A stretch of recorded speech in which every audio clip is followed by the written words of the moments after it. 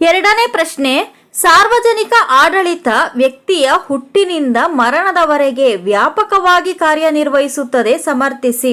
ನೋಡಿ, ಮಾನವನ ಸರ್ವಾಂಗೀಣ ಅಭಿವೃದ್ಧಿ ಹಾಗೂ ಮಾನವ ಸಮಾಜದ ಅಳಿವು ಮತ್ತು ಉಳಿವು ಸಾರ್ವಜನಿಕ ಆಡಳಿತವನ್ನು ಅವಲಂಬಿಸಿದೆ. ವ್ಯಕ್ತಿಯು ಹುಟ್ಟಿನಿಂದ ಮರಣದವರೆಗೆ ಸಾರ್ವಜನಿಕ ಆಡಳಿತ ವ್ಯವಸ್ಥೆಗೆ ಒಳಪಟ್ಟಿರುತ್ತಾನೆ. ಇದು ರಾಜ್ಯ ವ್ಯವಸ್ಥೆಯ ಹೃದಯವಾಗಿದೆ. ಸಾರ್ವಜನಿಕ ಆಡಳಿತ ಇಲ್ಲದೆ ರಾಜ್ಯದ ಕಲ್ಪನೆಯೇ ಅಸಾಧ್ಯವಾಗಿದೆ.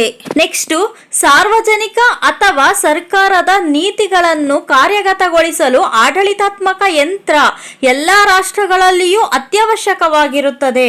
ನೋಡಿ, ಸಾರ್ವಜನಿಕ ಆಡಳಿತ ವ್ಯವಸ್ಥೆಯು ವ್ಯಕ್ತಿಯು ಗರ್ಭದಲ್ಲಿರುವಾಗಿನಿಂದ ಹಿಡಿದು ಅವನ ಮರಣದವರೆಗೂ ಅಗತ್ಯವಾದ ಸೇವೆಗಳನ್ನು ಒದಗಿಸುತ್ತದೆ.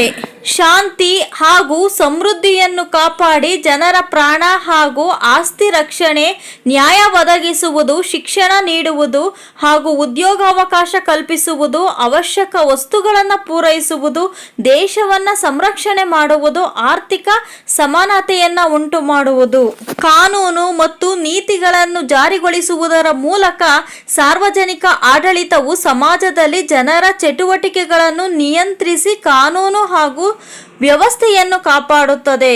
ಸಾಮಾಜಿಕ ಭದ್ರತೆಯನ್ನು ಕಾಪಾಡಲು ಕೂಡ ಅಗತ್ಯವಾಗಿದೆ.